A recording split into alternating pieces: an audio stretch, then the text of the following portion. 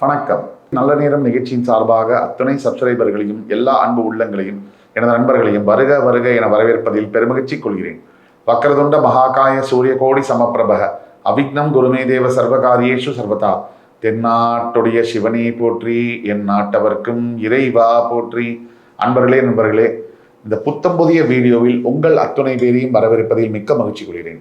இன்னைக்கு நம்ம பார்க்கவிருப்பது கடவுள் சொல்லும் தீர்ப்பு.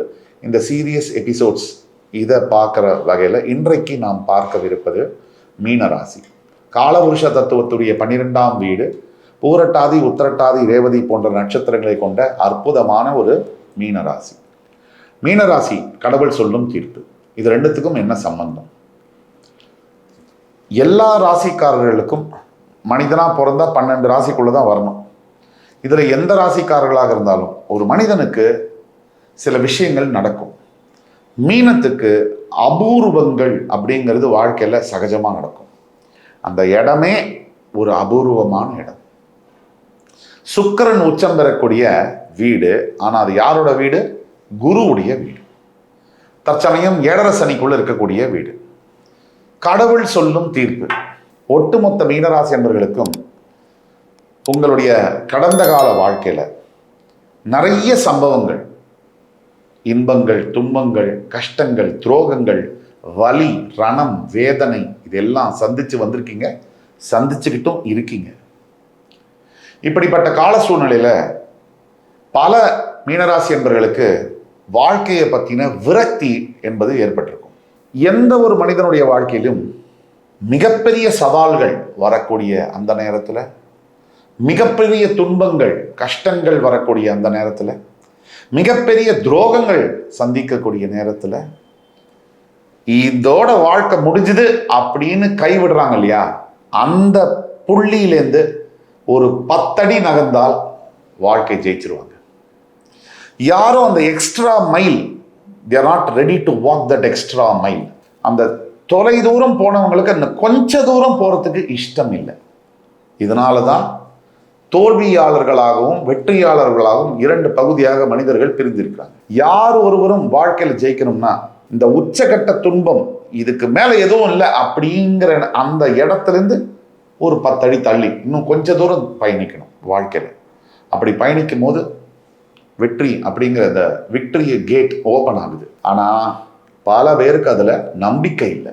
நெகட்டிவிட்டி, நம்ம மனசில் இருக்கக்கூடிய ஆழமான நெகட்டிவிட்டி. ஒரு அஸ்ட்ராலஜர்கிட்டே வராங்க, வந்து அவங்க மனசில் என்ன கேட்கணும்னு முடிவு பண்ணிட்டு தான் எங்கள்கிட்ட வராங்க. அந்த வார்த்தை அஸ்ட்ராலஜர் வாயிலிருந்து வரலைன்னா அந்த அஸ்ட்ராலஜர் போய், அஸ்ட்ராலஜி தப்பு, கடவுள் இல்லை. என் மனசில் நான் ஒன்று நினைப்பேன், ஒரு ஜோதிடர்கிட்ட நான் போவேன், அந்த ஜோதிடர் என் மனசில் என்ன இருக்குங்கிறது அப்படியே சொல்லணும். அப்படிங்கிறது அஸ்ட்ராலஜியே அல்ல, அது தவறான அணுகுமுறை. அதாவது மாறி மாறி சம்பவங்கள் மீனராசி அன்பர்களுடைய வாழ்க்கையில் வந்தாலும், நிறைய வெற்றிகள் தோல்விகள் மாறி மாறி வந்தாலும், கடைசியாக உங்களுடைய வாழ்க்கையில் எது நடக்குமோ அதுதான் தீர்ப்புன்னு சொல்கிறோம். ஒரு கோர்ட்டில் ஒரு கேஸ் நடக்குது, பல ஹியரிங் நடக்குது, ஏத்தம் இறக்கம், எதிர்கட்சி, ஆளுங்கட்சி, அப்புறம் பெட்டிஷனர், ரெஸ்பாண்டன்ட்டு, குற்றம் சாட்டப்பட்டவர், அதை குற்றம் இல்லைன்னு வாதாடக்கூடியவர், இதெல்லாம் ஹியரிங் மாதிரி ஹியரிங் நிறைய அதோடைய வாய்தாலாம் போய் கடைசியாக ஒரு தீர்ப்பு வருதுல்ல, அந்த தீர்ப்பு தான் முக்கியம். அப்படி வாழ்க்கையில் கடவுள் சொல்லக்கூடிய தீர்ப்பு என்ன மீனராசிக்கு? நீங்கள் இது நாள் வரைக்கும் பட்ட கஷ்டத்துக்கெல்லாம் விடிவு காலம் இருக்கா? அந்த தீர்ப்பு வருமா? இல்லை தவறான தீர்ப்பா? நான் இதுக்கு முன்னாடி நடந்த எல்லாமே தப்பா? தீர்ப்பை வச்சு தான் நல்லது நடந்தால் நல்ல தீர்ப்புனா இதுக்கு முன்னாடி நடந்ததெல்லாம் கரெக்டு, கெட்ட தீர்ப்பு அப்படின்னா இதுக்கு முன்னாடி எது நடந்திருந்தாலும் அதெல்லாம் தப்பு. இது இப்படி தான் நம்ம வாழ்க்கையை அணுகிறோம். அப்படி மீனராசிக்காரர்களுக்கு கடவுள் சொல்லும் தீர்ப்பு என்ன இந்த வீடியோவில் பார்க்க போகிறோம். இதுக்கு அறிமுகம் இப்போ நம்ம பார்த்தோம்.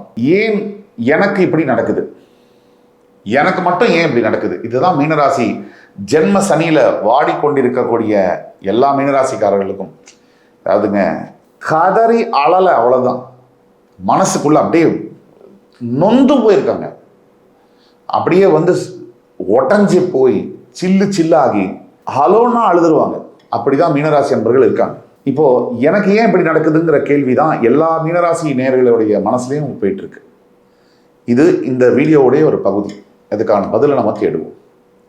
அதே மாதிரி என்னுடைய வாழ்க்கை பாதை எதை நோக்கி பயணிக்கிறது 3ஆம் பகுதியில்.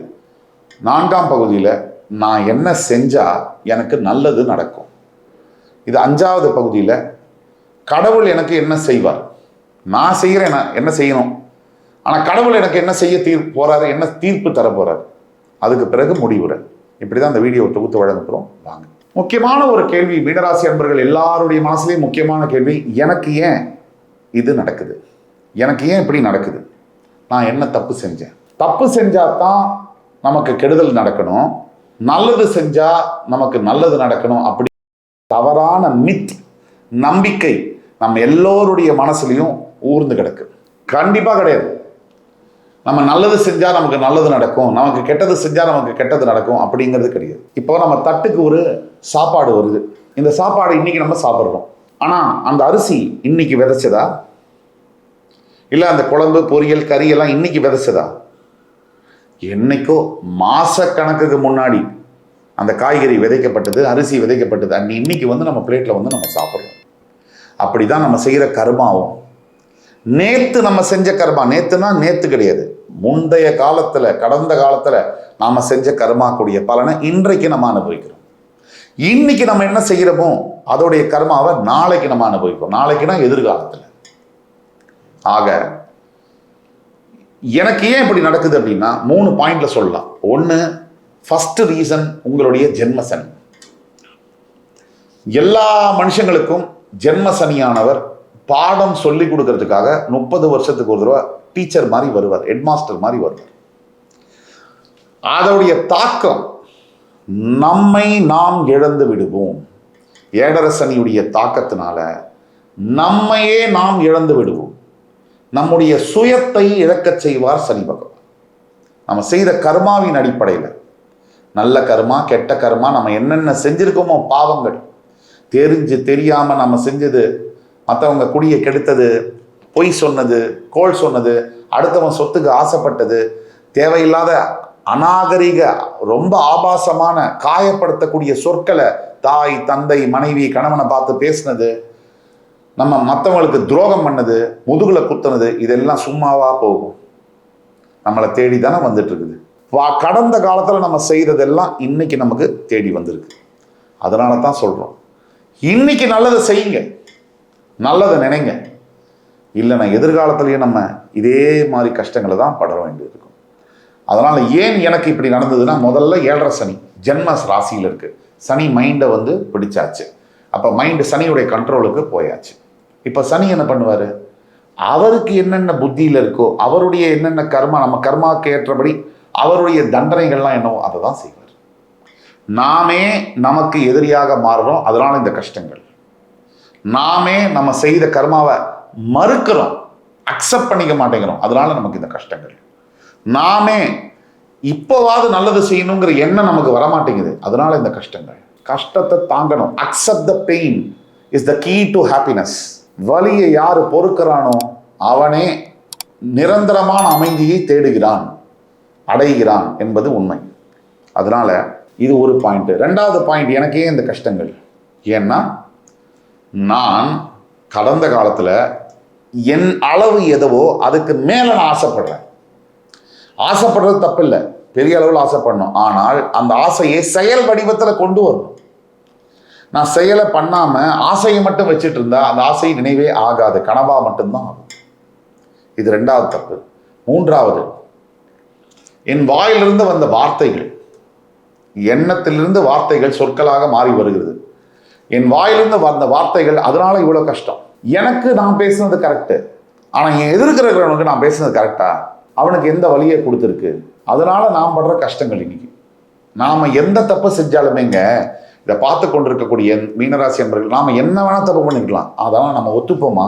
நம்ம இன்னைக்கு ஒத்துப்போமா, நேத்திக்கு ஒத்துப்போமா, நாளைக்கு ஒத்துப்போமா? நாம செஞ்ச தப்பை நம்ம ஒத்துக்க போறதே இல்லை.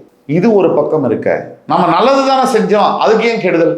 நீ நல்லது செஞ்சதுக்கான பலன்கள் எதிர்காலத்துல வரும், உடனே வராது. இது இன்ஸ்டன்ட் காஃபி அல்ல, புரியுதா?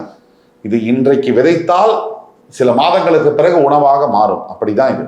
ஆக வாழ்க்கை பாதை எதை நோக்கி பயணிக்கிறது? 3 பாயிண்ட்ல பேசுவோம். முதல்ல என் வாழ்க்கை பாதை மீனராசிக்கு இப்போ உச்சபட்ச சேலஞ்சஸ், கஷ்டங்கள், சவால்கள், உச்சபட்ச துரோகங்கள், உச்சபட்ச கடன் பிரச்சனை, அவமானம், அசிங்கம், இதை நோக்கி தான் இப்போ போகுது. இது சரியாகுமானா ஒரு 1.5 வருஷம் கழிச்சு 2 வருஷம் கழிச்சு இந்த நிலைமை அப்படியே மாறும். இன்னைக்கு நீங்க பட்ட கஷ்டத்துக்கெல்லாம் பதில் ராஜமகுடம் என்பது சூடப்படும். ஒரு தங்கம் செய்கிறோம்ல நகையா, அதையும் கூட ஒரு 50 டிகிரியில சூடுல பத்த வச்சு அதுக்கு பிறகு ஒரு -40 டிகிரி குளிர்ல தண்ணியில முக்கி தான் அது நகையா வளர்ச்சி செய்ய முடியும். அப்படிதான் வெறும் தங்கம் நகையா மாறணும்னா எத்தனை சூடு, எத்தனை குளிர், இதை தாண்டினா தான் மாற முடியும். நம்மளும் அப்படிதான் வாழ்க்கையில நம்ம ஒரு மிகப்பெரிய லெவலுக்கு வரணும், நம்ம சாதிக்கணும், சாதனைகள் புரியணும் அப்படின்னா நம்ம பக்குவப்படணும். அந்த பக்குவப்படுற அந்த ப்ராசஸ்ல தான் இப்ப நம்ம இருக்கோம். இதுதாங்க உண்மை. ஆக வாழ்க்கை பாதை எனக்கு பாடங்களை புகட்ட காத்து கொண்டிருக்கிறது. நான் கற்றுக்கொள்ள என் மனதை திறந்திருக்க வேண்டும், புத்தியை திறந்து வைக்க வேண்டும். 2வது, வாழ்க்கை பாதை எதை நோக்கி செல்கிறது? பாடம் படித்த பிறகு, பரீட்சை எழுதின பிறகு அதோட ரிசல்ட் சக்சஸ்ஃபுல்லாக தான் வரப்போகுது. இப்போ இருக்கிற நிலைமையை விட இன்னும் பல நிலைமை எதிர்காலத்தில் பெரிய அளவில் நான் வரதுக்கான பயிற்சி முகாமில் தான் நான் இன்னைக்கு இருக்கேன். இதுதான் நோக்கி வாழ்க்கை போகுது. வாழ்க்கை பயணம் எதை நோக்கி போகிறது? யார் யார் என்னென்ன, என் சுற்றி இருக்கிறவங்களாம் யார் யார், எது உண்மை, எது பொய், எது துரோகம், யார் நண்பன், எவன் எதிரி, அப்படியே வெட்ட வெளிச்சமா படம் போட்டு காமிக்க தான் வருது.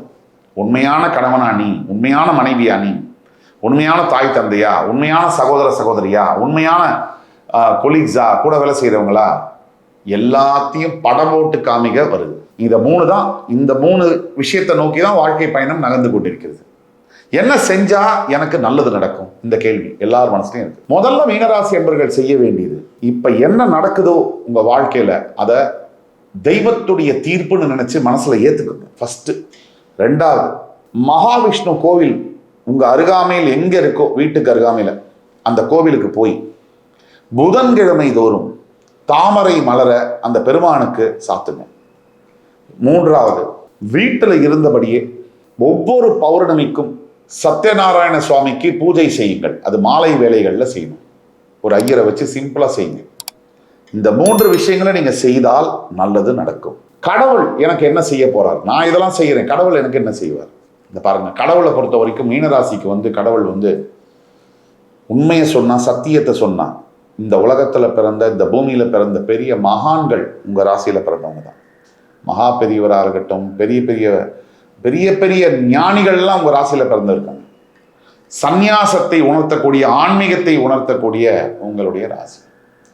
நீங்க என்ன செய்யணும் அப்படின்னா, கடவுள் உங்களுக்கு என்ன செய்வார் அப்படின்னா, அவருடைய தீர்ப்பில் மாற்று கருத்தே இல்லை. இப்போ உங்களை பக்குவப்படுத்தி, உங்களை ஞானத்தை கொடுத்து, உங்களை வாழ்க்கையில நீங்க நினைக்கிற நிலையை விட இன்னும் பெரிய நிலைக்குள்ள உங்களை உட்கார வைப்பார். இப்போ உள்ளதை உள்ளபடியே சொன்னா, நானே கூட வாழ்க்கையில ஒரு நிலைக்கு வருவேன்னு நினைச்சே பார்க்கல. நான் நினைச்ச அளவை விட ஆண்டவன் நமக்கு வேற அளவு நினைச்சிருப்பான் போல. நம்மளை இன்னும் நல்ல நிலையில உட்கார வச்சிருக்காரு. இப்படி நமக்கே தெரியாதுங்க. நம்ம அவங்ககிட்ட விட்டுருவோமே.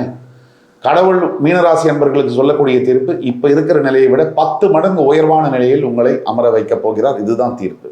2வது, கடவுள் உங்களுக்கு நல்லது எது, கெட்டது எதுன்னு காமிக்க போறார். 3வது, கடவுள் சொல்லக்கூடிய தீர்ப்பு உங்களுக்கு என்ன அப்படின்னா, நீ கவலைப்படாத, நான் இருக்கேன் உனக்கு, நீ கவலைப்படாத, கடவுள் உன் பக்கம் இருக்கேன் அப்படின்னு சொல்றாரு. கடவுளே நம்ம பக்கம் இருக்கும்போது அதுக்கு மேல நமக்கு என்ன கவலை? எவ்வளவு பெரிய ராஜ்யமே நமக்கு அகெயின்ஸ்டா இருந்தாலும் கடவுள் நம்ம பக்கம் இருக்கும்போது எதையும் கவலைப்பட வேண்டியதில்லை. இப்போ முடிவுரையை நோக்கி நம்ம வரோம். இந்த வீடியோவில் நம்ம பேசினதெல்லாம் பொது பலன்கள். இப்ப நம்ம பேசின கருத்தும் உங்களுடைய சுய ஜாதகத்தில் இருக்கக்கூடிய லக்னம் தசாபுக்தி பொருந்துச்சுன்னா நம்ம சொன்னதை விட 200 மடங்கு அதிகமாக நடக்கும் நல்ல பலன்கள். உங்களுடைய தனிப்பட்ட ஜாதகத்துல என்ன கடவுள் சொல்லும் தீர்ப்பு என்ன அப்படிங்கிறது தெரிஞ்சுக்கணும்னா, கீழே கொடுக்குள்ள வாட்ஸ்அப் நம்பர்ல எங்களை தொடர்பு கொள்ளுங்க. ஆன்லைன்லயோ நேரடியிலையோ அப்பாயின்மெண்ட் வாங்கி உங்களுக்கான துல்லியமான பலன்களை சொல்ல முடியும். இந்த காணொலியானது என் அன்புமிக்க மீனராசி நேயர்களுக்கு மிகவும் பிடிச்சிருக்கும் நம்புறேன். அடுத்து வரும் காணொலியில் மறுபடியும் உங்கள் எல்லோரையும் சந்திக்கும் வரை உங்களிடமிருந்து விடைபெறுவது உங்கள் சுபாஷ் பாலகிருஷ்ணன். நன்றி, வணக்கம், வாழ்க வளமுடன்.